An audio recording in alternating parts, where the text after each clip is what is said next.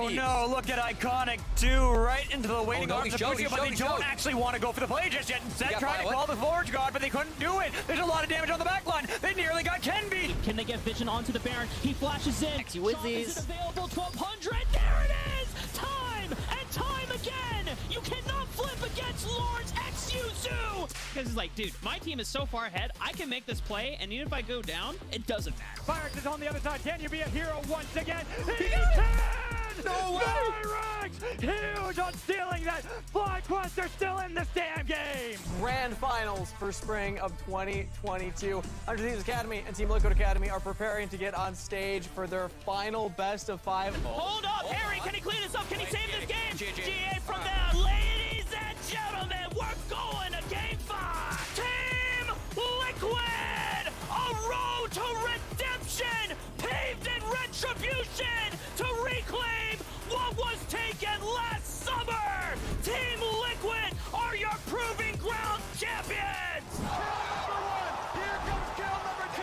Danny's in for number 3. For 4, the king of Pentakill. Danny with the most incredible play. We are on the precipice of a new era in the LCS.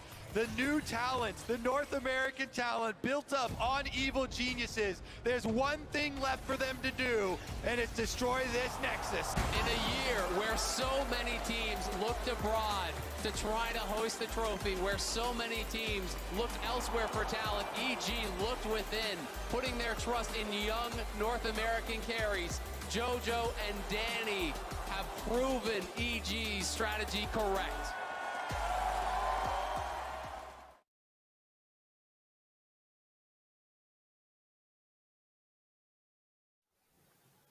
Hello, everyone, and welcome to the LCS Academy Summer Split. Summer's been amazing so far, and it's only going to get better with a bunch of League of Legends ahead of us. My name is Sierra Dawn, your host for during the split. I'm really excited to be here, especially with these two individuals, Joshi and Deserex. Deserex, also newer. Hello, how's it going, friend? Yeah, joining the scene along with you. There's a lot of exciting things that we saw just happen in the spring, and now we're along for the ride in the summer. It feels good, Sierra. Yeah, it feels so much better to have new people coming in, taking over, making sure that we have all kinds of new cool things going on. It's really good to have you guys on, and I can't wait to see what you guys are going to bring to the show. Thank you. And I'm excited to work with you, Joshi, because everything that's been happening on Academy so far has been phenomenal. So to sit here, be able to work with you. Sorry that you have to deal with us two for today, but I'm glad to be here with you. Yeah, that's what happens, right? We need somebody to take care of all the little Zoomers coming in and taking care of the rest of the show. We got somebody who's been here for a little while. I'll be the guide as we start going through this, and I can't wait to really get into it because we are starting off with some banger matches. We really are. But before we get into that, I want to take a moment to talk about what we're excited about heading into this summer split, whether that is just someone you're looking out for, whether that's a change, whatever your personal preference is, this is our time to be as biased as we want. Deserex, what are you excited about heading into summer? I'm excited for another season of Team Liquid. I think every single one of these players are phenomenal. They've already won a title last Proving Grounds, and it's a head scratcher as to why some of them are not on LCS rosters already. I want to see what they can do with another season and where they're going to go right after. All right. I like it. Joshi, what about you? What are you excited about heading into summer? And you're not allowed to steal the same answer. I know, I'm sorry, Team Liquid has been a place that is near and dear to the hearts of Eric and I, but the player that I'm going to be talking about a lot as we get later into the day is going to be Jenkins, right? He's coming back down from LCS. He's swapped with our most valuable prospect, Dokla, between the spring and summer split. So while I'm excited that Dokla had an opportunity to come up, I get to talk about Jenkins again. He was one of the most dominant top laners during our tenure with Team Liquid Academy. He's been one of the most dominant top laners on other teams in the meantime, and now as he's coming back down to play in Academy once again, we're going to see just why he got promoted to LCS in the first place. Yeah, that'll be really exciting to watch that. I love seeing the progression and just where these players are able to go, and even the players that are still here, what they can accomplish and show us why they deserve to be in the LCS. Deserex, you're specifically talking about those Team Liquid members in particular. For that, though, that's not all that's really necessarily changed going into summer, but there is going to be a new patch as well. Joshi, fill us in for what we can expect coming out from the durability patch. Yeah, this 12-10, absolutely massive, as everybody knows. If you've been playing on it, I'm sure you can already feel it. Fights are taking a little longer. People aren't dying quite as burstily as they were previously. And with the way that they've changed the game, typically you can expect that what was normally a 15-second fight has become about 17 or 18 seconds. Most champions are going to get another rotation of spells off during the time that they're alive. And that has a big impact on a lot of the champions like AD carries that are loving the fact that 2-3 seconds means they get at least, 4 or 5 more auto attacks off every single time. They do so much more damage, and that's really going to be a big favor to a lot of our AD carries in the league who are not known for necessarily being the best laners, but are absolutely phenomenal team fighters. So expect to see a lot of our AD carries really popping off, especially some of the new guys. Yeah, well, Desrex, do you think, just considering the current academy climate with this change, what are you personally expecting to see beyond just expecting ADCs to pop off? Do you think this is going to really shake things up? Do you think teams are going to be able to adjust in time? What is your scope on this? Oh yeah, it is definitely going to shake things up. As Joshi said, team fights are longer now, so champions that can get a second rotation are going to start to pop off. We've had some of the more minor regions already start to play on this patch. The Oceanic LCO, Italian PGN. We're already starting Lilia, who has percent health damage, really start to pop up in presence. Karma. Talia is another one that follows. So expect to see some of those champions start to pop off more. It doesn't directly translate. Every region does have its own meta, but, there are some foundational pieces there that can bleed out over here to Academy. Well, the players are certainly most likely practicing figuring things out, but I really do hope that they've had a chance to enjoy their summer as well. The sun is shining. There's a bunch of things to do. And we're actually going to check in with our players to see what they've been up to. Because, of course, they have their socials. We have been stalking their socials to see just exactly what these players have been doing with a little bit of free time that they have. So we're waiting for our first tweet. I'm excited to see where this goes because there is a bunch of different things people can be doing. And Arrow, going for a bit more of a different approach here. I'm not going to read the whole thing, but to paraphrase, Jim sucks, bro, but Jim is good. Don't want to go. Joshi, break this down for us. I feel like it's pretty relatable honestly, content. If you're not following Arrow already on Twitter, you should go do it right now. He tweets some of the funniest things. Some of them are a little bit less safe for work than others, but he does have a lot of good insight here, right? And Arrow, I just got to say, there's lots of other ways to work out that aren't necessarily going to the gym. You can go play some tennis, hit some volleyball. It's summer. You can go to the beach. You can just go for runs. There's lots of different ways to work out. Hopefully, that will be a little bit more fun and a little bit more mentally stimulating than just sitting there pumping irons like Kangas likes to do. I was about to say that right there. Or you can join the Kangas gym, such as I have. Pain is weakness leaving the body, baby. Arrow, we will compare results at the end of the season. Maybe I'm a little scared to be here if this is going to be the Kangas cult coming out in terms of all this gym stuff. I'm liking my comfy chair in front of my computer. I don't want this gym. I don't want any of that. Look, I don't know, man. I'm just saying, Kangas, I know you've watched some Haikyuu. If you haven't already gotten onto the volleyball grind at this point, I don't know what else is going to help go save you, man. Just go out there. We got to hit some balls when I come down. All right, well, you two can go do. I'm not going to repeat that. Y'all can have fun with that. Going on to our next tweet, though, in terms of what these players have been up to, a little bit of a more wholesome note coming out from Tenacity here, leaving Korea today. Very fun 2 weeks. Thanks, T1. Another enjoyable experience. Can't wait to be back. I mean, these boot camps, these traveling, says RX, be a good time. We do have a picture as well of this T1 headquarters, which is pretty cool looking. It is so nice to see the tried and true Korean boot camp, right? It's a great opportunity for Tenacity, who's been one of the truest forms of North American development, making so many steps within the 100 Thieves organization itself. So I'm glad to see where its growth has taken him and that he's still growing, especially out in Korea. Yeah, as a player that's coming back from a stint in not necessarily going to as many on-stage games, or he's not necessarily been having as much scrimming, it's very exciting to see that Tenacity is going to be back. One of the big players for 100 Thieves Academy as we start going through. And as he said, having an opportunity to scrim with Koreans, getting to meet all the T1 players, having many opportunities to just build yourself up with some of the world's best is very exciting. I can't wait to see what he brings to us the rest of the season. Definitely. Now for our next player, a little bit of a different different approach. You know when it starts off lazy NA player that there wasn't the same boot camping involved, but going to Coachella instead of practicing Darshan, that's exciting in its own right. Honestly, Joshi, I'm pretty jealous.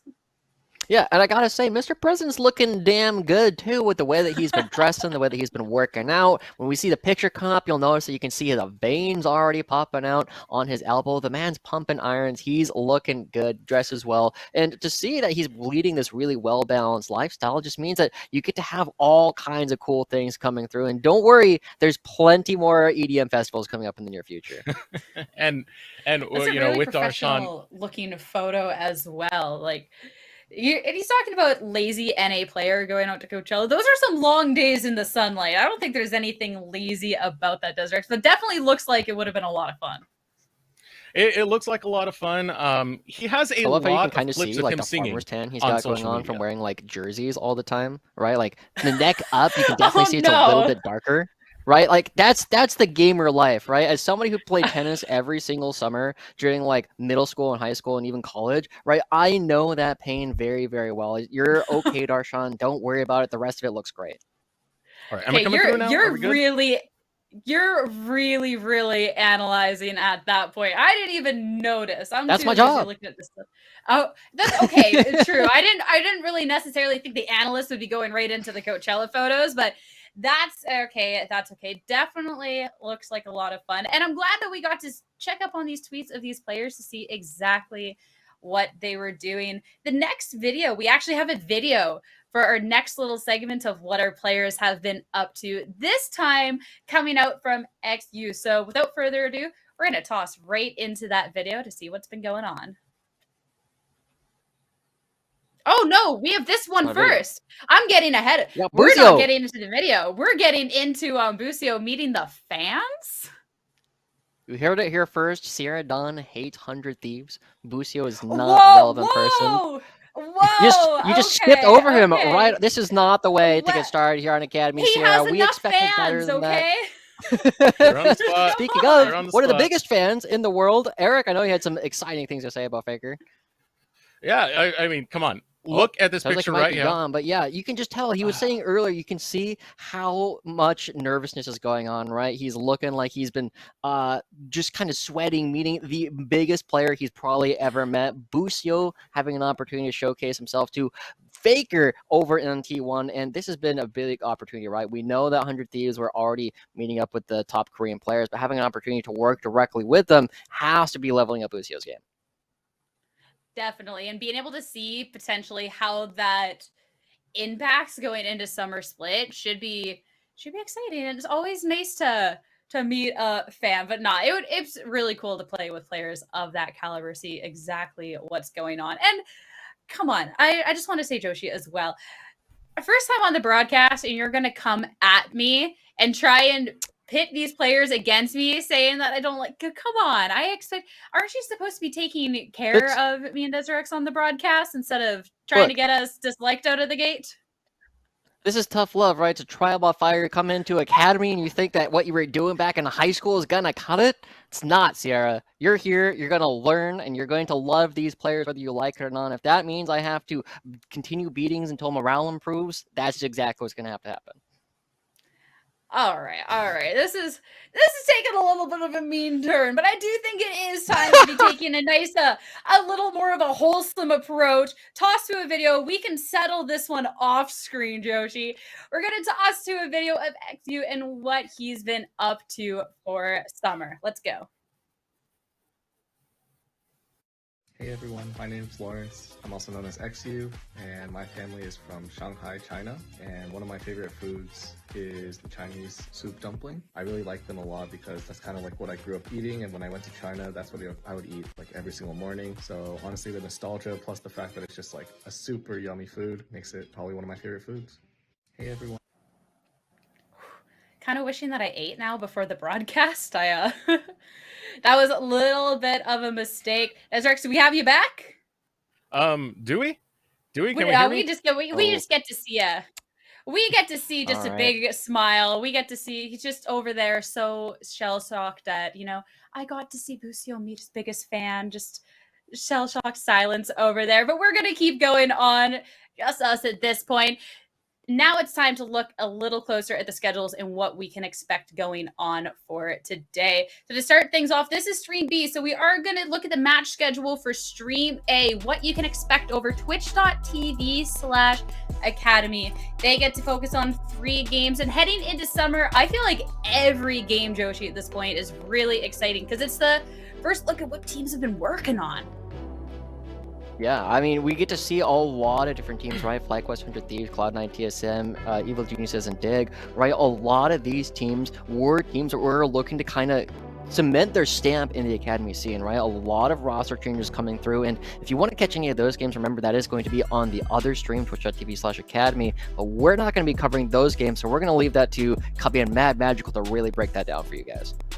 Yeah, instead, over on Stream B, aka known as Best Stream, we have our own fire matchups to be looking at. We're going to be starting off with Team Liquid up against Golden Guardians, the PG champs against Golden Guardians, and then later on CLG up against Immortals. And being able to see Team Liquid to start off the day, Joshi, I think is going to be a lot of fun. We're going to get into that into a moment.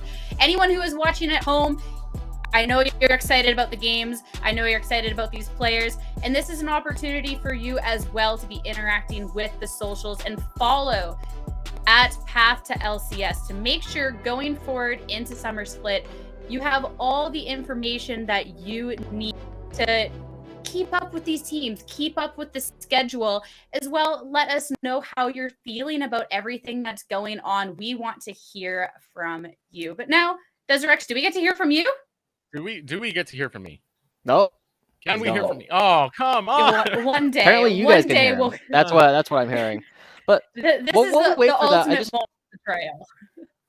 Yeah, I just want to say, I just don't think it's really balanced, right? Even though they got 3 games over on the other stream, we get our first place, our third place, and fourth place in Proving Grounds, as well as the #1 in the regular season. Like, we have all of the best teams on our stream today, Sierra. They're making sure you guys are going to get some spice to come through with all the new stuff that you guys get to see. And realistically, we're going to get some really tight games because we know that Team Liquid and Golden Guardians were really tight last time. We know that CLG and Immortals were also really tight during the regular season. And I feel like as we get to see them shake out, we'll get to see how impactful all the roster changes have been. Yeah, there's a reason that Stream B is Best Stream. So it should be really exciting. We've talked about it a couple of times, but Team Liquid, they were the Proving Ground champions. And we do have a little bit of a video for a little bit of a throwback for anyone that might have missed what went down and what maybe we can expect from Team Liquid heading into Summer Split. Let's check this out. We'll get there. We'll get there. It's worth waiting for, though. I promise, guys. Let's go. As we head into the last game of Proving Ground Spring 2022.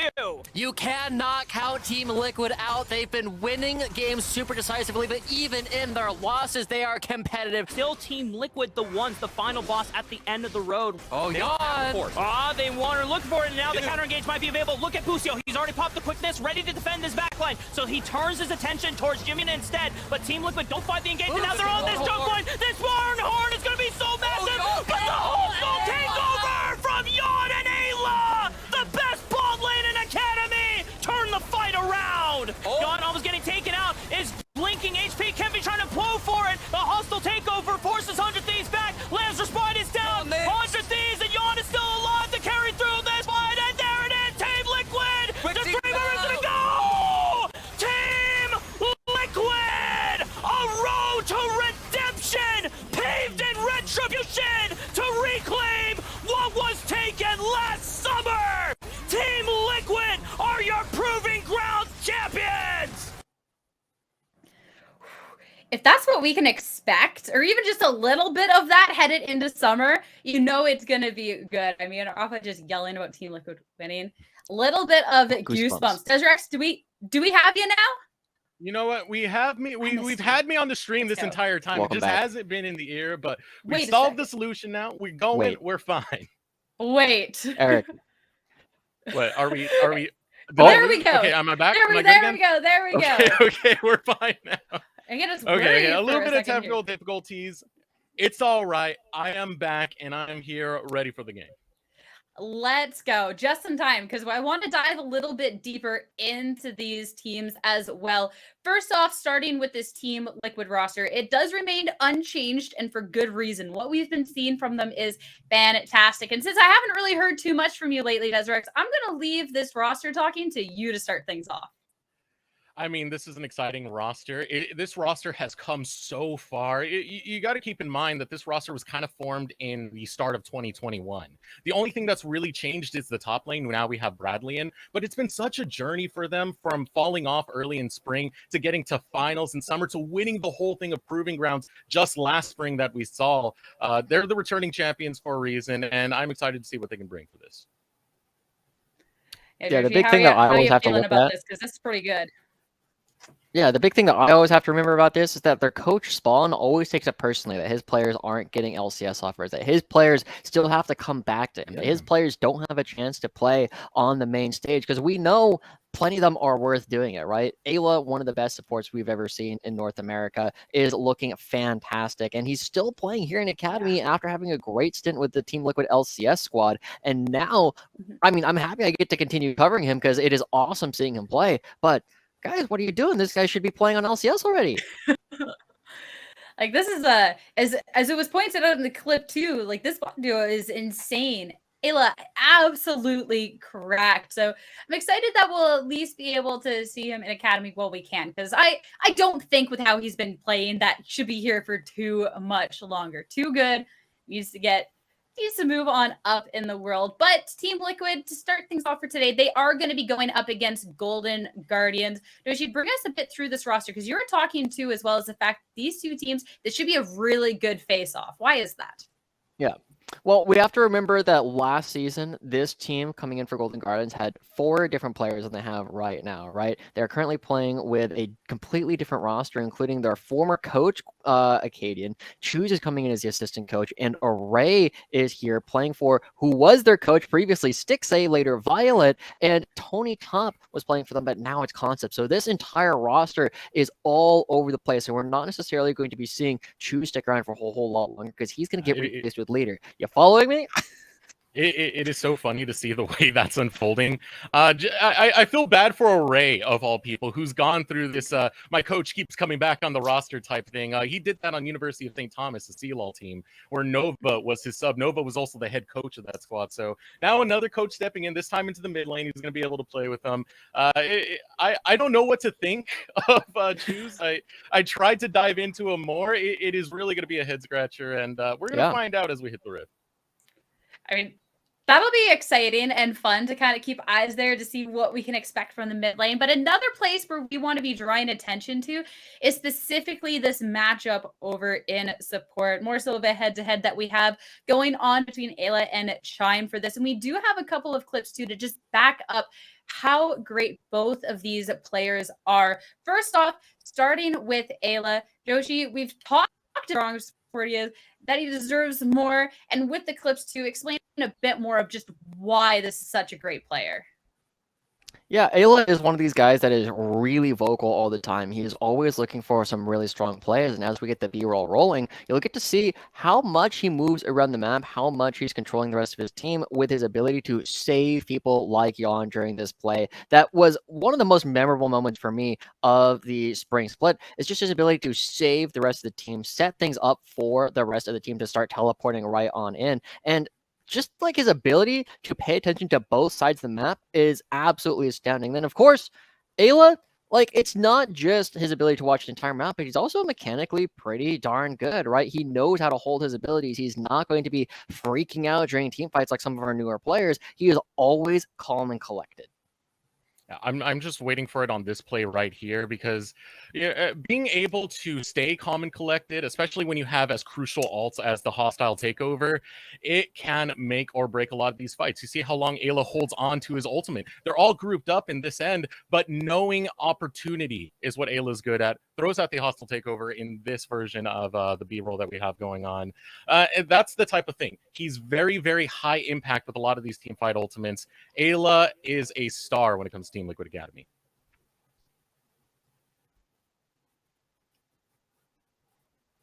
We've seen for the B-roll a few times now. how Ayla can be such a difference maker in these team fights. But going against Chime, also a pretty good player, pretty good support. I feel like it'll truly be a battle of the supports here, as we're going to focus a bit more on Chime here, Deserex, and what he brings to it as we get this B-roll for him going. Yeah, Chime has been with the Golden Guardians organization for quite some time now, about 2 years, has an incredibly diverse champion pool, and he is proficient on so many different champions, from tanks to enchanters, and has been a big part of Golden Guardians. Right here, this play, absolutely phenomenal. If you didn't notice, gets to devour on Iconic at the time that they're all collapsing into Iconic. He has great ability to match these very, very small plays that you don't notice but have massive impacts in the team fights.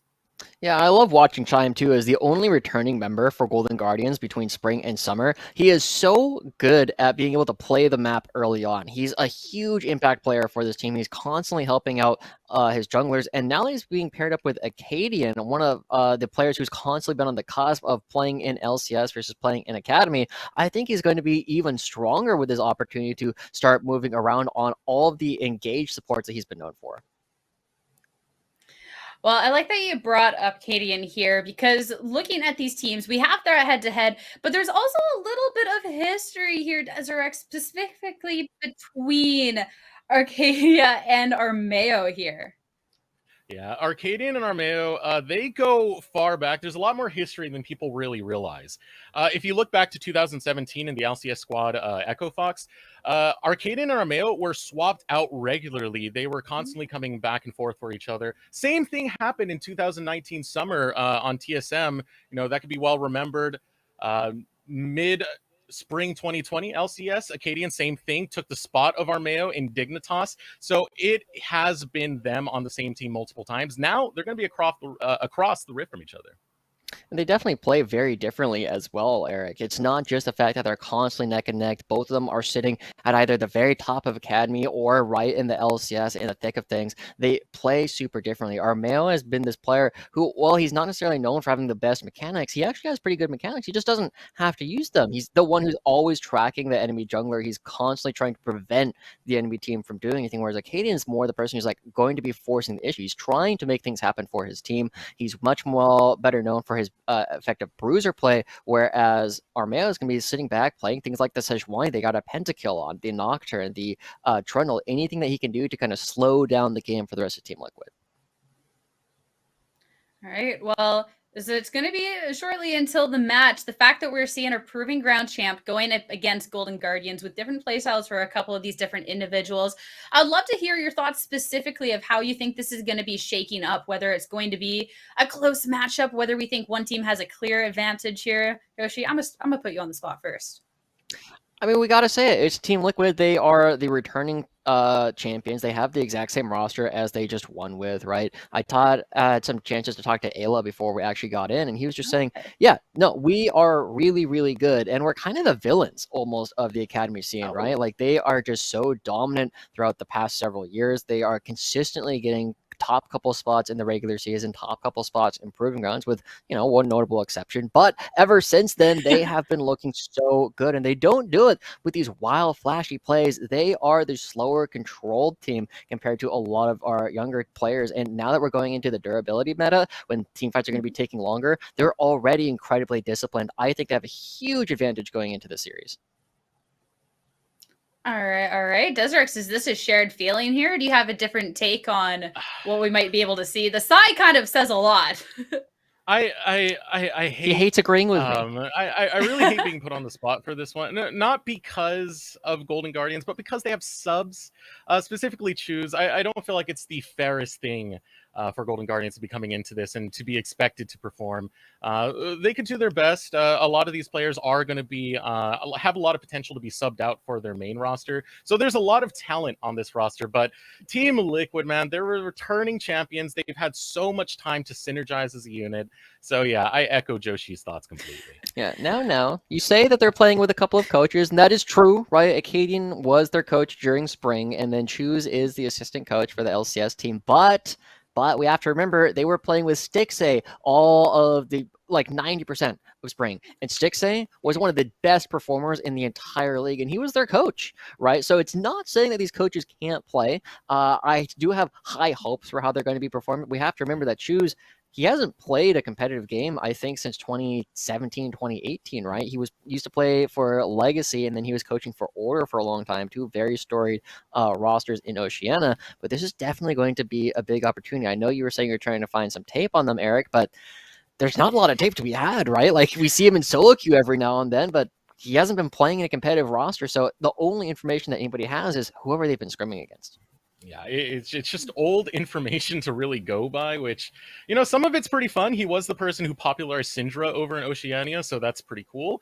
I really don't know what he's looking to pick up here. I have looked at his solo queue count. He is a challenger level player, so we do have a lot of promise. We do have a lot of prestige in this, but hey, only time will tell when he does hit the rift and this draft starts. I mean, that's exciting then when a player is kind of just a big question mark going into this, because we have a lot of expectations, specifically when it comes to Team Liquid and what we can expect from them, considering it's the same players. We've seen what they can do. There is an expectation put on them. But the fact then for Golden Guardians that it's like, well, there's switches. Oh, well, there's assistant coaches in here. I feel like that's really exciting to see what they're able to accomplish, because it could just be, sure, we don't really have much tape on them, and maybe Team Liquid's going to come out here and crush them. Or it could actually be really exciting, like, hey, this person's coming in here just making this insane splash. We did not see this coming, Joshi. It could be exciting. It could really be, and I think it's going to be interesting, like, watching how they navigate, right? Because we know that Stixxay, when he was, the player playing and coaching at the same time, the player coach, right? He was not only an extremely strong performer, but he also was playing with a bit of a chip on his shoulder, right? He was saying, I think I still deserve to be an LCS player, and I am trying to prove it here by just showing all these new kids on the block how it's done. And I think that could be something that might be on Chu's mind, maybe on Acadian's mind as well, where they're not just playing to kind of just play and fill in the spot. They are here to kind of prove that they still have what it takes, especially in Acadian's case, right? Because he took one split as a coach. He's like, nah, I want to be back on the Rift. Let me take Armeo down. I know he's been one of the best junglers that we've had in the Academy scene for quite a while. I think I'm going to be able to take it to him. And so, it's going to be interesting, but they're also a roster that has recently come together, whereas, as we talked about it, Team Liquid, the boys, they've been playing together for like 2 years now. I want to jump on something you had said earlier, Sierra, when you were talking about new players and them booming onto the scene. Array is someone I'm actually really excited about on Golden Guardians Academy. I've watched him a lot when he was on University of St. Thomas. He got called up from the 100 Thieves next. It's Action Jackson, man. It's going to be his first time on Academy roster, and he's consistently performed over in the Proving Grounds when he was on 100 Thieves next. Some of the big champions he's pulled out: Zeri, Jin, Aphelios. I want to see him. I want to see what he's going to do, and he's got the best of competition in Jan and Ayla. That's definitely competition to be put up against right out of the gate in terms of hey, this is your debut. Have fun going up against one of the best bot duos that we have in the league. Good luck. But if he can rise up to the challenge, I think that says a lot then, Joshi, about Array and the debut into Academy. Yeah, it's going to definitely be a trial by fire, right? It is going to be the big measuring stick. If you are at least as good as Jan and Ayla, then you're going to have a bright future here in the Academy scene. However, we know that Chime doesn't necessarily like to play in the lane a whole lot, right? Like, he's not a bad laner per se, but he's just the kind of guy who's going to be moving around the map. He's going to be trying to make plays elsewhere. And while Array has been well known as a very strong, like, weak side bot laner when he was playing on Resolve in particularly, he was just constantly waiting there, and then he would show up during these team fights a little bit later on and have a really big impact there. So there's a lot of like disparate moving parts going on from Golden Guardians, and it is going to be really telling if Array can stand up to all of the pressure that's going to be put on him. Yeah, well, then even looking into this split in general, because we've already, just from us talking, us three, have built up Team Liquid to be this big team to take down. As you were saying, kind of like a villain heading into this. And you know that they have to then be feeling that, yes, we have this expectation. There's this pressure. What do you think a team has to be doing at this point, or where should they be looking at to even try and take these Titans down, Deserex? Really, I don't think it's too much of a goal to take them down necessarily. I think the goal right now is to get as much experience as possible on this new patch, on the actual stage, in actual competition, and see what you can gain from that. It isn't the most hopeful thing for Golden Guardians to take this. There still is a lot of potential for them to take it indeed. But yeah, that really just flows down to how it comes down to. And I want to kind of back away a little bit from all the results that we're kind of looking at, right? We are expecting Team Liquid to win. They are the team that is looking really strong, but this is Academy. We're not necessarily looking at sending one of these teams to Worlds. We're not looking at sending one of these teams anywhere beyond Proving Grounds, right? This is an opportunity for people to grow. And one of the people that I had a lot of respect for last season in terms of his mindset for growth was Cloud9's Malice, right? And he would come every single time he was on an interview, he would say, winning is nice. I like winning, but I'm here in order to make myself become as good as possible. And if I am better, wins are going to naturally come with that. And so I feel like this is an opportunity, like Eric said, you're getting some more stage experience. You're continuing to play with a team while they've been looking for opportunities to fill in their roster, make sure that Leader can come in here and play for the rest of the season, where you just need to make sure that you are getting all the fundamentals down. And as long as Golden Guardians can play a standard game and even get something like respectable looking going up against Team Liquid, I think that's going to be a win for them. I like that reminder too, because I know I am the type of person that can get carried away with like, I want to see which team's going to come out on top. But I do think that is a really good reminder of what the goal is here in Academy, is to see what players are going to be rising up to the occasion, showcase their skills, and show that they have what it takes to get into this next level. So I'll put you guys quickly onto the spot. And this doesn't have to necessarily be with this matchup. It could be with any of the teams. What player are you most excited to follow that journey with for this split? Joshi, we'll start with you. I mean, I think the answer is always going to be, for me, the players who are already at the top, right? And for me, it is in this match, right? Ayla has been one of the most exciting players to see in North America for a while, right? He played on LCS last split. We gave the most valuable prospect award to Doklo, who I think was a very deserving candidate. But I will be honest, if Ayla had played the entire split, we would have been giving it to Ayla instead, right? Ayla is this player who has been looking so strong across the entire split. He knows how to level up the team. He's a leader. And while he's still here in Academy, he doesn't necessarily need to focus on all these wins as much, right? He's continuing to look to improve over the course of the season. He doesn't want to be the only player that isn't growing while he's here. Winning is nice, but being the best support in North America is even better. Certainly. Desrex, what about you? Is it all just Ayla love, or do we have a different answer of who we might be excited for going into this?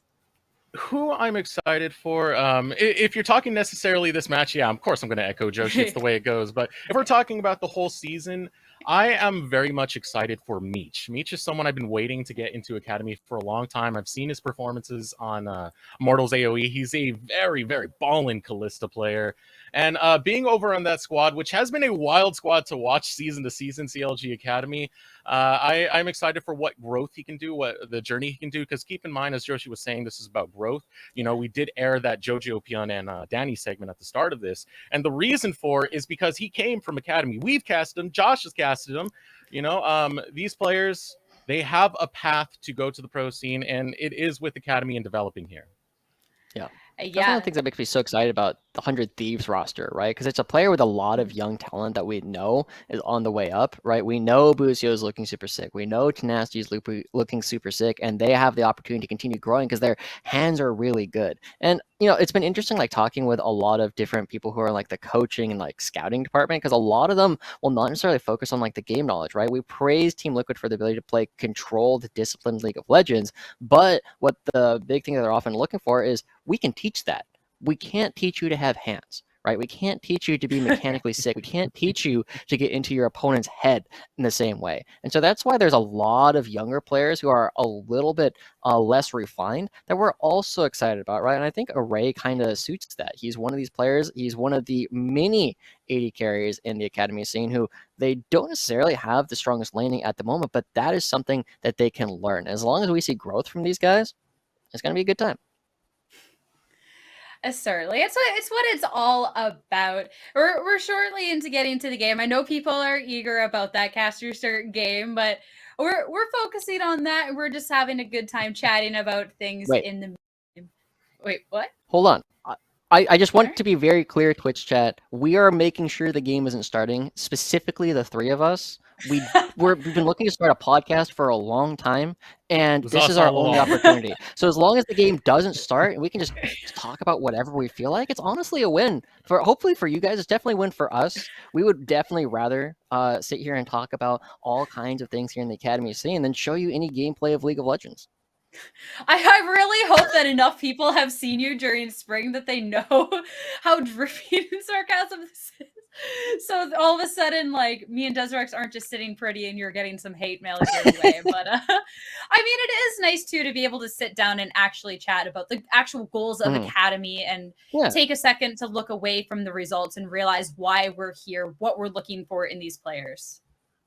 So I want to turn it back on you, Sierra, a little bit, right? Because you've asked us who some of our favorite players are, and I know you're a little bit newer to the scene. Who are you excited about? Put her on the spot. Let's go. It's your turn. All right, we're going a little too on the spot here.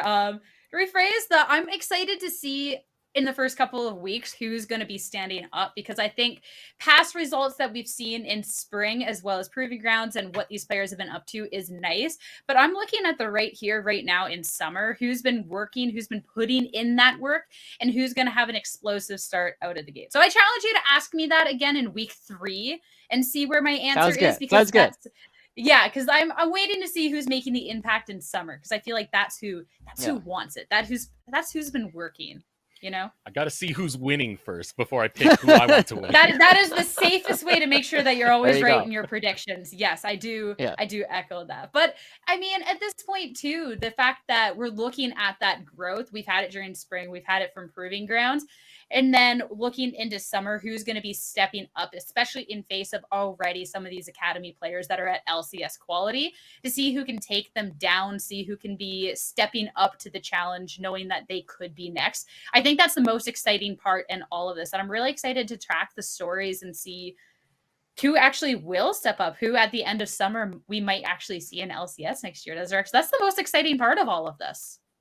It is the most exciting. Just the storylines alone are always so exciting for me, because now Academy, leading into proving grounds and doing battle with a lot of the amateur teams there, you got some very, very compelling storylines. Proving grounds has always been very, very dear to me in that aspect.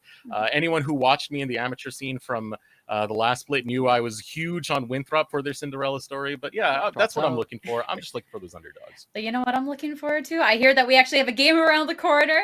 It's time to head to the Champ Select, see some League of Legends. I'll catch up with you two later. Have fun. All right. Thank you, Sierra. And now it is time. Joshi, Academy. It is the first game. We're beginning, baby. Team Liquid versus Golden Guardians. I would like to point out that they have not both lost a game just quite yet. It is still a situation where they will have to start playing here. Well, I guess it's winless right now, right? But both winless and undefeated. But there's been a lot of talk about like how the durability patch is going to affect these two teams. And I think it's going to be favoring Team Liquid pretty heavily. They've always been really good at this very disciplined, slower style of team fighting than other teams. And going up against Golden Guardians, who are kind of thrown together, at least right now, while they still wait for some of their players to come back in, they're not necessarily going to expect to have the same kind of discipline and these slower style of team fights. And as we start seeing these bans start to come through, I'm expecting Team Liquid feels very comfortable coming in on the blue side. Now, for the most part, these bans are pretty much expected. The Karma, the Cog, the Lilia. The strange one would be the Urgot, and that is a concept special. If any of you know Alorum, he plays a champion pool very similar to him, where it's Urgot, Mundo, Wukong, these very oddball champs that can have some pretty devastating effects in team fights. Yeah, we know that the Singe that he's played a fair amount is something that is also on the table. We've seen him play the Mundo. We've seen him have a lot of really strong games over the course of the past year. But now I'm a little bit surprised, right? There was a lot of expectation that Senna and Kog'Maw were going to be some of the most prominent champions on the patch, and they've already been banned away. The Lucian Flex is gone. And so Team Liquid, they have a lot of opportunities to kind of choose how they want to play at this point. It's been a very open meta in terms of like what you can pick. And I feel like Team Liquid, the fact that all of these major champions are taken off the board, they have to pick something that's not going to be one of these S tier 80 carries. They're going to have to go a little bit further down the tier list. Well, something that's been considered a little bit more S tier is Talia, so that will be the first pick coming out for Team Liquid. All right. So we got our first shakeup coming out from the meta in this durability patch. This is something that has been seeing a lot of prominence. Golden Guardian's going to respond with Gwen.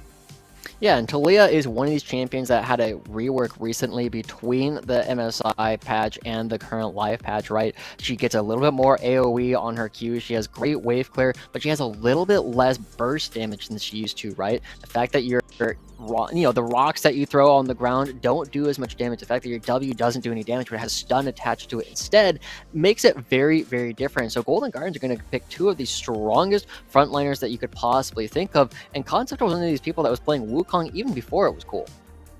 Yeah, this is a race to see what is already showing success over on the top end of the meta, as Wukong was another one that's had a lot of impact. Definitely great to grab that alongside the Gwen.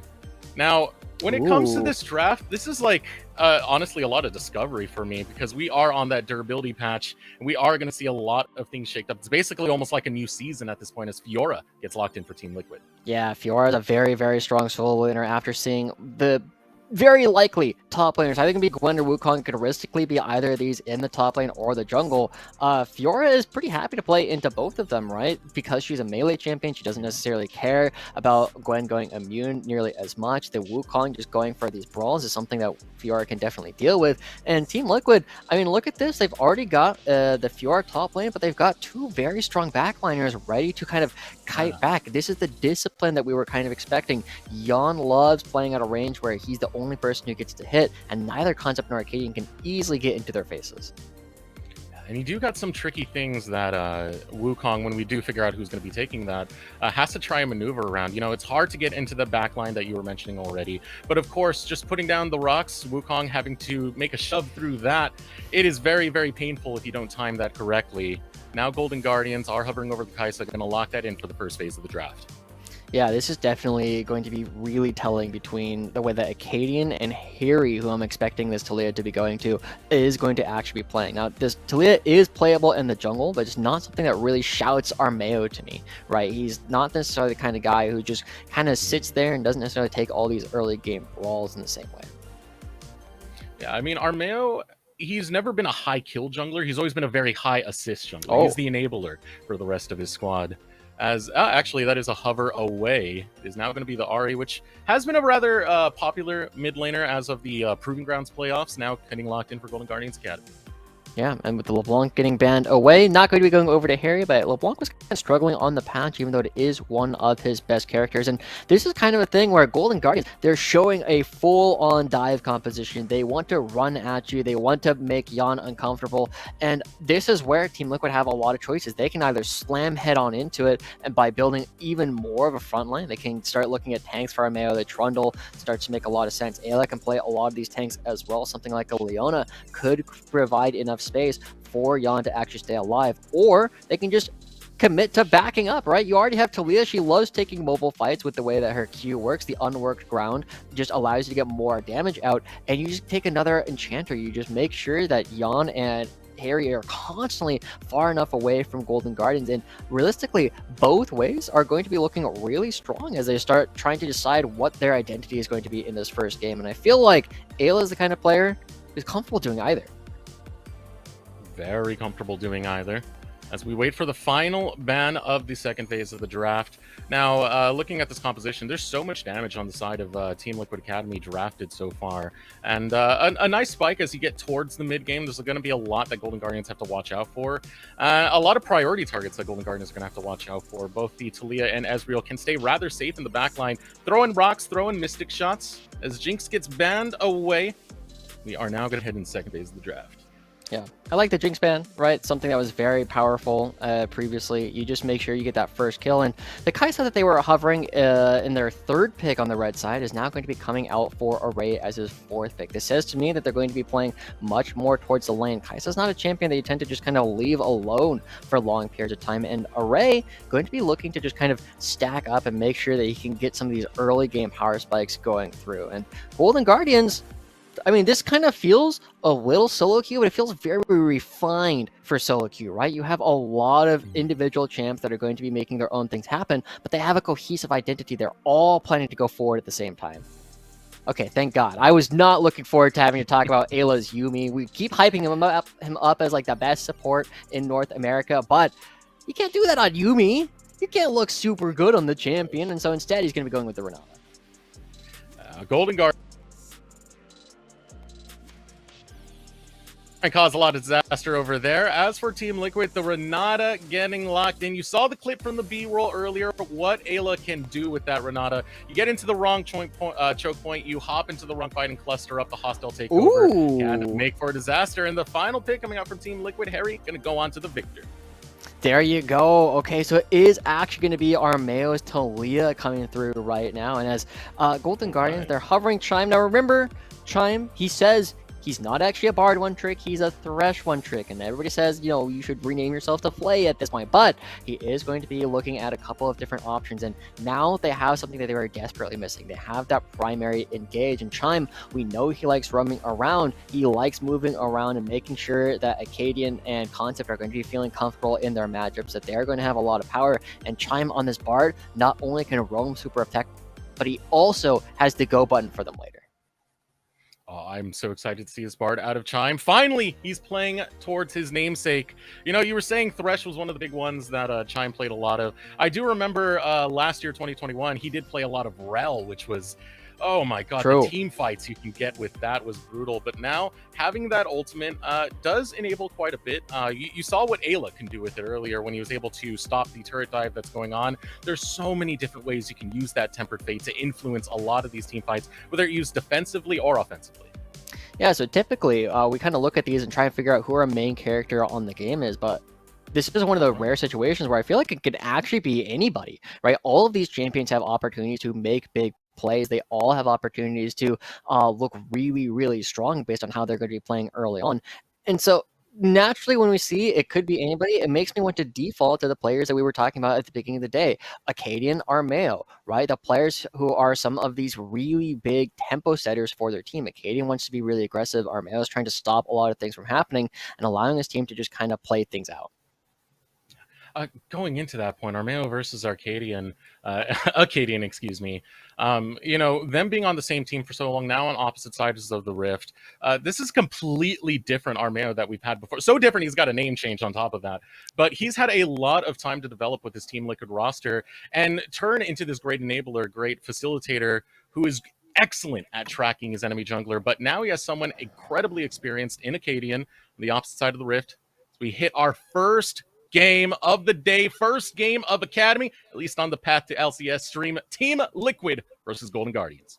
Yeah, and you know, one of the other things is if you guys haven't had an opportunity to play in houses or like rec leagues or something, would strongly recommend taking an opportunity to do that. Because one, it is so much fun playing up against people that you know, people that have played on your team before, right? Armeo and Acadian, they have played against each other and with each other and scrimmed with each other and reviewed each other so many times that they have such a good idea of what is going to go on. But that means that you can start mixing things up. So I would not be surprised if Acadian in particular tries to go for some kind of little bit of a cheeky path, right? He already has his red buff warded up, and that, oh wait, but he didn't go get the red trinket.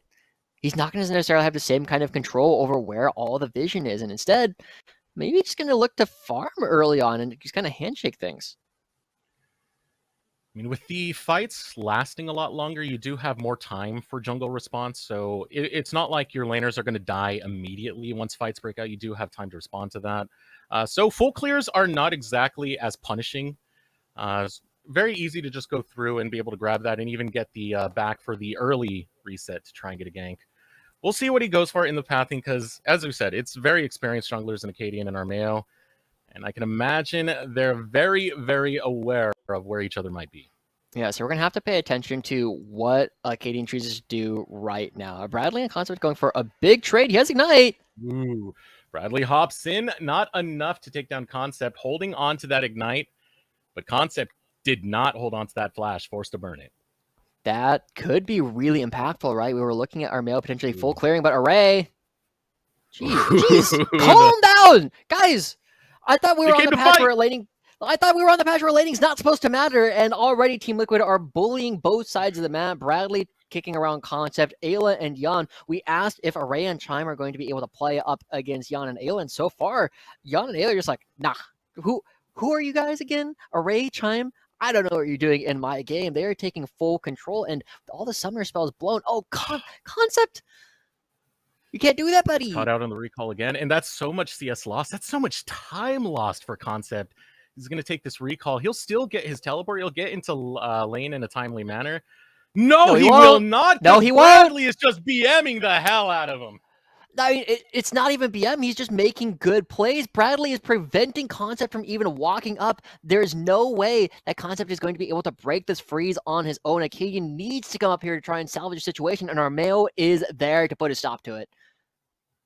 Oh, this hurts. This hurts because Acadian is needed pretty much everywhere. Every single lane is really getting priority over here, but setting up a play onto Bradley is going to be Concept from Acadian. Will not go through with it, though. Falling back is Bradley as the wave is going towards the tower. Yeah, Bradley is playing this very respectfully because he knows that Acadian has to be here. Armeo is definitely saying something, so Bradley shouldn't do anything aggressive here. But man, the time. Yeah.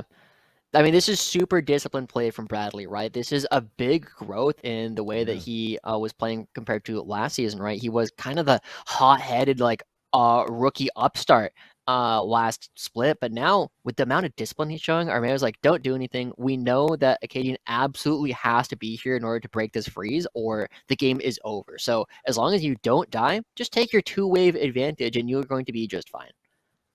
Setting up a play in the mid lane is Armeo. Seismic shove lands onto Choose. It's not going to be enough to get a splash out, but a good chunk of damage and a good chunk of priority going the way Team Liquid. Yeah, and as we're at the 4.5 minute mark, we're already seeing 1,000 gold lead for Team Liquid. No kills have come through just quite yet, but Harry pushing around Choose. The bottom lane has a small advantage. The top lane has a huge advantage, and it feels like Team Liquid are just in control of the entire map. And it's no one person doing anything super stellar. It just feels like Bradley punishing some small mistakes from Concept, and that is the kind of margins that you play at this level. And Bradley is so good at capitalizing on such things. Now a fight coming in the bottom lane. Ayla having a back out as Array is able to bring some damage back. Mystic Shot goes wide, but half health for pretty much everyone here but Chime. As the fight goes neutral. Junglers now hovering around this mid lane, only getting some vision because Acadian still needs to pay attention to Ayla! Concept is just so pushed in, but here we go. Ayla gets the play. A heal comes in for Array. So low, first blood picked up by Ayla. Oh my god, I feel like I just watched this exact kind of play with him yesterday. Just watching him push people around, going for those flash hooks. He finds another one on Array, and he knows there's nothing that Kaisa can do about it. Just the presence of mind from Ayla, the ability to punish right as the wave is getting big enough to crash, is the kind of thing that you love to see. He's not only good at making the fights happen, he knows the perfect time in order to get these big advantages. And on the other side of the map, Bradley's got a freaking Coleman. He's so confident in his ability to lane. He's like, yeah, I'm going to outscale you. I'm already so far ahead. We are gold. Taking another look at that play because Ayla, brilliant on that engage.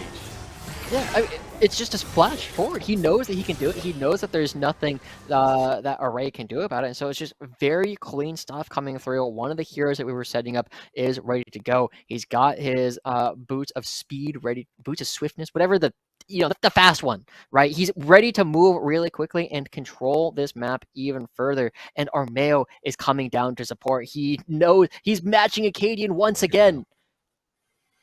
All right, Chime and Acadian looking to get something done here, but a magical journey right out for Chime. Wants nothing to do with it. Acadian just going to take the Scuttle Crab, but you're going to see a pincer come out as Harry coming from the mid lane. Acadian, too much pressure onto him, walks onto a control ward and pushed away. All of Golden Guardians are having a hard time getting close here. Now Choose walks up, misses the charm. Team Liquid, very, very confident in their control of this river, but finally Golden Guardians go for the engage. They're going out to Armeo, who flashes over the wall, gets caught out by Choose. Spirit Rush being successful. Orb of Deception only going to get one chip of damage, but the Scissors chipping away at Harry. One more charm to come in, and a double kill for the coach of Golden Guardians. All the work that Team Liquid were doing early on, they were pushing things around, but Ayla could not come up. The wave was too big, and that means that Golden Guardians are turning things around. The coaches for Golden Guardians once again stepping up when they need it the most. They were down so far. It was 6A last season, but now it's Acadian and Choose. Great performance to come back. Golden Guardians picking one fight, getting a team fight win, but it's still a tough hill to climb because every lane was succeeding for Team Liquid, especially over on that top side where you're seeing about a 20 CS difference. You know, one of the things about Bradley is he was the highest DPM top laner for the regular season. Now, this is because he's excellent at taking advantages around vision. He establishes a lot of strong vision and does plays around that vision to stay safe. Yeah, we also know he's a good team fighter, but as we take a look at this next replay, the big difference comes down to what vision they do and don't have, right? As they get into this bush, it's so difficult for Harry to necessarily play out the rest of the fight and choose. Just knows his opportunities. He's still a challenger player. He knows that if he can get on top of Armail, he's good. With no flash left on Harry, it's a pick up or choose to go with his own flash. Great stuff coming through from the two coaches, and it's just kind of crazy, like how much this game hinges on these really small things. Watching Golden Guardians come right on back just means that they are in a great spot. And as we continue seeing the replay, is there something that happens here? Oh!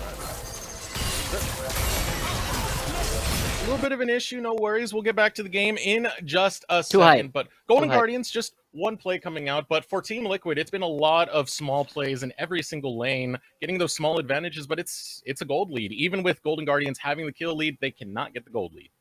Not just quite yet, but it's the kind of thing that asks questions about what's going to happen next, right? With all these flashes down in the mid-jungle duos, all of the crowd control suddenly becomes much more impactful. Ahri's charm is very difficult for Victor to dodge until he gets the boots. The seismic shove coming out from Talia, if Ahri doesn't have flash, I mean, you have to use the ult, and that takes away a ton of kill pressure from that character as well. And we already saw that even Armail didn't think that he was going to land the first one, but it did land on to choose anyway. And so we're at this like interesting crux point where Ahri just got 2 kills and should be in a spot where she can start pushing the Victor around, but this is still Team Liquid that we're talking about. Harry, one of the most consistent laners that we've seen in the Academy scene, constantly coming out of lane about 10, 20 CS ahead. Now he's going to be doing it from a little bit of a deficit, and we'll see if he can still manage the same success. All right, so technical difficulties are now out of the way. It's Choose, the coach, who will be taking him to school as he goes 2-0 early and getting a lot of that early gold for Golden Guardians, as you were just mentioning. Now the game state so far, very early into this one. You know, we did mention that it's been a lot of small plays coming out from Team Liquid Academy, but a lot of forward vision coming out from Team Liquid Academy. I love that. I love the way that plays with the Talia on top of it. Talia is excellent when it comes to getting that seismic shove as a form of pick for a lot of these early fights. Yeah. And it's also the kind of thing that stymies a lot of aggression potentially coming out. But as we take a look at the mini-map, as Bradley continues to crash waves, you see the pressure and the focus is coming around the top side of the map. With the Rift Herald now spawned, Ayla once again moving up. But he's not committed. He's not necessarily saying, I want to fight for the Rift Herald. He just needs to keep the option open. But Bradley overextended. Overextended, and he did not take flash. He's going to use the challenge right onto Acadian, but not willing to go for those final shots. Just trying to stay alive. The charm coming out of Choose. Magical Journey marks the spot. There we go. This is something that we saw 100 Thieves Academy have a lot of success up against Team Liquid during the Game 5, or the 5 games of finals during Proving Grounds, right? Team Liquid plays a fantastically controlled style of game, but this is still Academy. They let some things slip through the cracks every now and then. They have an opportunity where Bradley, he knows everybody's coming top, and as the wave crashes, he's still too far forward, but they're still ahead. Team Liquid are that good. They are up 25 CS down in the bottom lane. Even with the 2 kills, now 3 kills going over to Choose, Perry is still up 10 CS in the mid lane. And Bradley, of course, 30 CS up in the top lane, right? These are things that are going to continue to find Team Liquid success. But as this Choose gets really, really fed, it's an opportunity for him to look again. Okay. Oh, goes wide with the charm, trying to predict the route that Harry was going to take. Another play coming out as Acadian's just going to go forward, but Gravitational provide that stun, provide that zoning control for this not to be a dive. But here is Armail, throws out the seismic shove, a chunk of damage into Acadian, falls to 200. Oh, he's going. And now the wall is built, and Armail's just going to clean it up. We'll take down Acadian. Who said this guy doesn't have hands? Armail doesn't say that. He said, I'm going to go for it. Look at this, and he finds Choose! Are you kidding? Are you kidding? Our Mayo game, he worked out. He's ready for summer. He's got the summer bod, Joshi. All right, John, I see you. I see you. He's looking for the opportunities once again. And we'll see if he can keep on doing that. He found the dragon by himself. He's up in the jungle. He's finding these solo kills. I don't really know what more Team Liquid can ask of this. I guess they can ask that he doesn't make the first mistake. But, you know, they're still finding a good opportunity. And the jungles are still going head-to-head all the time. Have you noticed that that's like the 4th or 5th time that the junglers have found themselves in the same spot? Absolutely. We talked about how much these junglers should know each other. It shows. It completely shows on the Rift, and that is for sure. I want to point an eye towards Choose. You mentioned earlier he is going 3-0, but this is a champion that can roam out and complement dives very easily. I feel like if Golden Guardians start playing around this, they do have a powerful piece to try and net them a win in this game 1. Yeah, I mean, they really do. But we also have to praise Harry again. I mean, he's up 20 CS after giving 2 kills over to the Ahri, right? He was up about 10 before it started, so he's continuing to build even after this deficit. But here's the flash! The 10 is set, Josh. They've completely sent it in this mid lane. They're trying to take down Harry. Oh, but They another burned 10. his flash now, but now here's another 10. Yep, over in the top side in the mountains. Here comes Team Liquid looking to bring that fresh water straight to the face of Concept as he puts on the Cyclone. Gets pulled right out. Another one coming through as he's able to escape towards his teammates. Choose and He's Acadian here. walking their way through. Oh! Harry's on the flank. Harry gets caught. The charm pulls him right on in, but there's the hostile takeover. Payback gonna be Oh, they used. saved him! Harry surviving. Harry's gonna be okay, and that's the power of Renata, baby.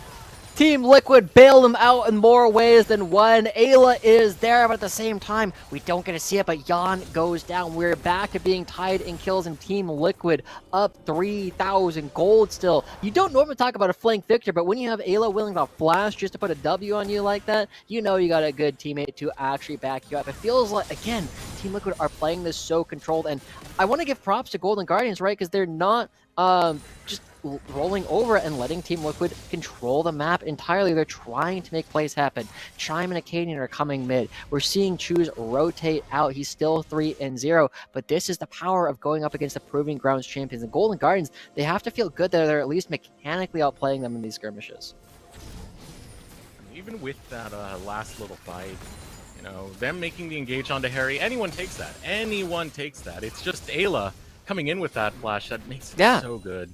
No, it was the right play, right? You see a flank victor, you're like, you can't do that. You try and kill him. Yeah. Unfortunately, it's an Ayla div coming through once again, and Harry, he's trying to stop this. The Rift Herald will crash, but they're making sure that all the gold goes onto the jungler. It's not getting shared amongst the rest of the team. So even though it's not the biggest win, it's a small win that Ahri's not going to be picking that up. So I'm just really impressed once again with the 2 stars of Team Liquid that we kind of set up. Armail finding solo kills, consistently looking for gangs, stopping Acadian from getting a lot of the power plays off that he was trying to. And of course, Ayla, that's the second time he's had a really big play. The first flash was to catch a Ray. The second flash was to keep Harry alive during a crazy fight.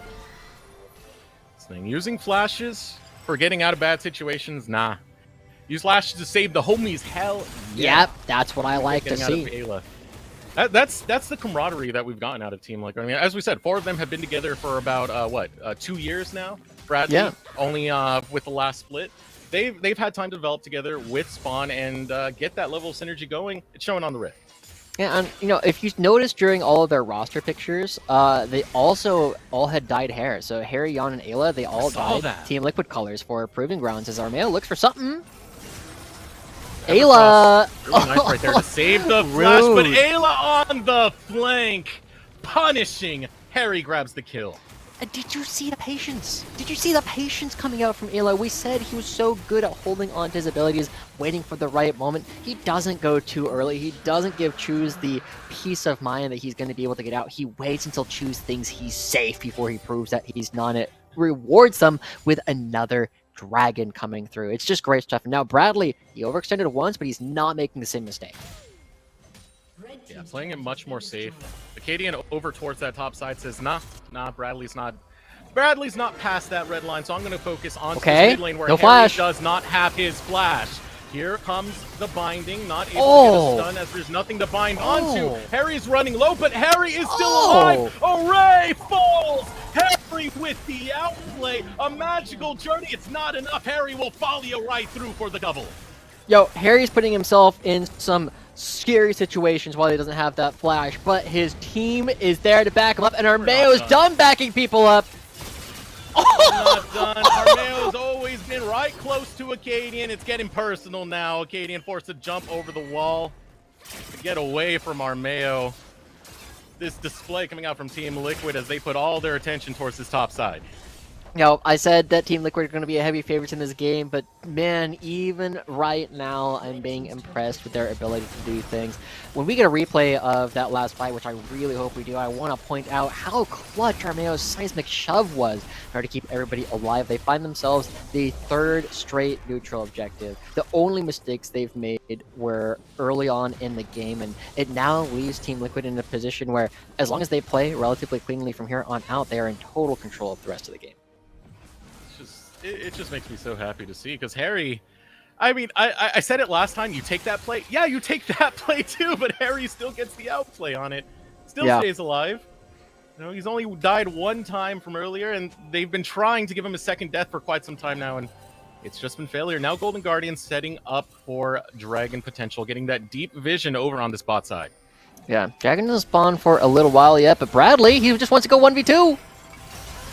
Magical Journey already knows the Tempered Fate. Not going to come out anytime soon. Now here comes the challenge going on to Arcadian. Harry on the flank gets pulled away by Choose, but Choose not willing to dedicate to this one. Doesn't have a team to follow through. Rift Herald coming into the mid lane. It's going to be a siege for Team Liquid. It's crazy when Bradley is feeling that strong. He can just run him down. Okay, well, good usage of the ultimate. Oh, Ayla, even though he gets charm, pulls Choose right back in. Out comes the hostile takeover. Mid tower is going to go down, and Team Liquid got what they came for, now pulling out. Yep, and they're also going to be getting the second charge off, so another turret taking a big chunk here. Good job from Chime, making sure that the Rift Herald doesn't do quite as much damage and slows down the push a little bit, but I mean, these are partial measures, right? You are still losing quite heavily, and the worst part, Eric, is we've been talking about the crazy things that Armeo has done, the crazy ways that Ayla has played so far, but the champions that they're playing are now coming online, right? Ezreal is about to hit 2 items. He's got most of his Muramana completed. As soon as he actually completes that item, he's going to be on a massive spike. Harry has already got the Leandries. He's almost on 2 items when Victor really becomes stupid powerful. Fiora continues to scale into the game, and so the fact they're already winning right now just means that this game is going to get even harder for Golden Guardians. Only going to get harder 18 minutes into this. A strong lead coming out from Team Liquid as they have a 7K. A lot of this gold allocated towards the mid. Armeo and Harry. Continuous outplays throughout this, now shining bright. Leandri's already finished going for that second item. Is going to be Harry and the rest of Team Liquid, as you mentioned earlier. Now the defense coming out from Golden Guardians as they try and play around this top side, try and defend over there. Not too much to really do, as Team Liquid have priority pretty much everywhere. It kind of makes you wonder, like, how are they going to play, right? When your divers aren't strong. Oh, Ayla's just making a play. Ayla coming in from the flank, goes after Choose. Nice Choose try. is going to be fine, though. Has the Spirit Rush, but that Spirit Rush burnt. It's very crucial for a lot of these fights, and here's another fight breaking out as Acadian goes after Armeo. Steps away from the Tempered Fate Chime. Does not land it, but backup has arrived. Bradley looking to show up and save this blue buff while Jan stops the recall of Choose. It's been a reoccurring theme, Josh. These interrupted recalls. Yep. Oh, gosh. Choose has no ultimate. Oh, going forward is Array. Uses the killer instinct, but Jan wants to challenge him, and he gets the outplay. Jan with the kill, a teleport coming through as Concept brings it back with the Cyclone, hopping in on the Wukong. It's full monkey business here for Golden Guardians as Armeo comes out from the side and puts an end to that one. The siege for Team Liquid beginning, the bot tier 2. As they get another turret, we're seeing them take total control of the map at this point. The dragon is already spawned. Armeo is heading over to it, and as they Hex Tech Dragon, it's worth so much effective gold. The extra attack speed, the extra cooldowns that you get from it just means that you're in total control across the board. And even though we see like a line of vision coming through from Golden Guardians on the top side, that's not been where Team Liquid have been playing around. They've just been controlling the rest of the map so cleanly. And I mean, as we kind of start looking at this one wrapping up, with Team Liquid so far ahead and their composition definitely being stronger later on in the game, the question is going to become, how do Golden Guardians start looking at the second half of this series? How do they come back out of the halftime? You know, they have 2 coaches already playing for them. Who's going to be giving like the pep talk in order to get them ready to go for the second part? Should we just make a bet on that? Who's actually doing the pep talk? Do you think Choose will do a pep talk after playing in his own game? Maybe. That would take quite a lot. I'm going to expect that it's going to be mostly Westrice and Jito who are like responsible for doing the pep talk. But we'll see. They have 3 Jonathans, I just realized. But anyway, Concept might be dead. No, just kidding. It's fine. Or is he? Pulled right back in. Yeah, Ayla's too good. Ayla's too good. Gets pulled back in. Jan will get a kill. And another one gets picked up by Team Liquid as they get control over this Baron side, sending Harry to the bottom lane to respond to the push of Choose, but Baron now on the table for Team Liquid. Harry on the opposite side of the map has a teleport if he needs it, but with 2 people dead, he must know that he is going to be the play and instantly wards out Acadian. Wards him out. Sidesteps. Gwen is immune, but no longer. Now the field comes out, just trying to buy time for him to come back in. It's not needed. Harry is too strong at this point of the game. He's done multiple outplays since this has begun, and it's just another day in the office for Harry. Oh, man. Choose should be able to get out. Oh, no, but here's Tamilia! Oh, the wall comes through from Armeo. Hexgate, Jan joining in. Another challenger has arrived as a magical journey. We'll find an escape route for Choose, but Team Liquid, they own this rift, Josh. Yeah. Now, I'm starting to get flashbacks, Eric, a little bit, right? Remember when we used to do Team Liquid Academy and we had the spectator delay? So every single time that we were doing it, the players would come in a couple minutes before the game would actually end every time they would win. I kind of wish that there was an opportunity to do that just right now. You just get to see Jan and Ayla with their little grins, just like, yeah, we just did that.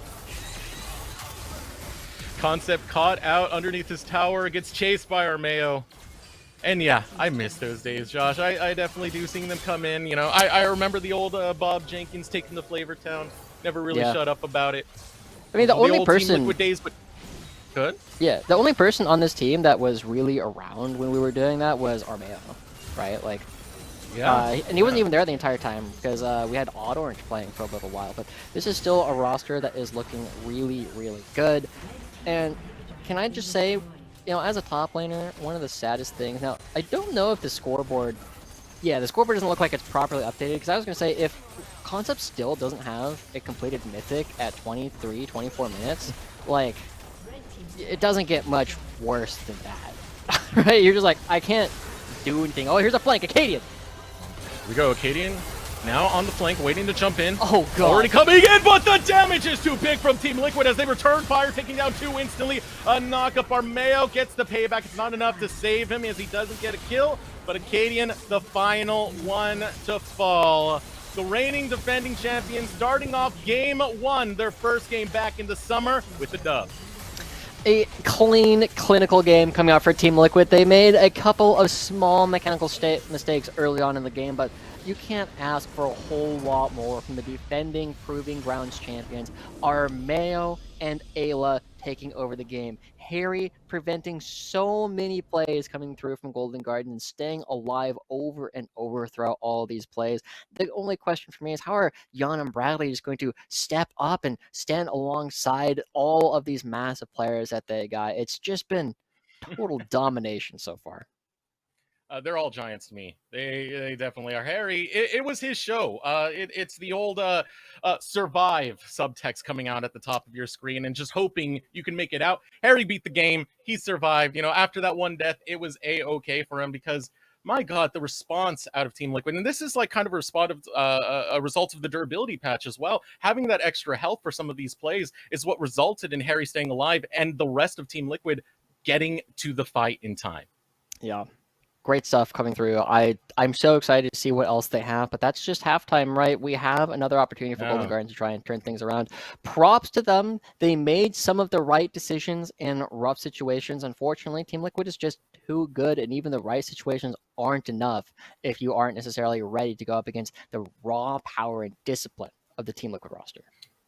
All right, this is a best of 2, so we got another game coming up. We're going to throw it over to short break. When we return, we'll have Sierra back to help us analyze that game 1. Or not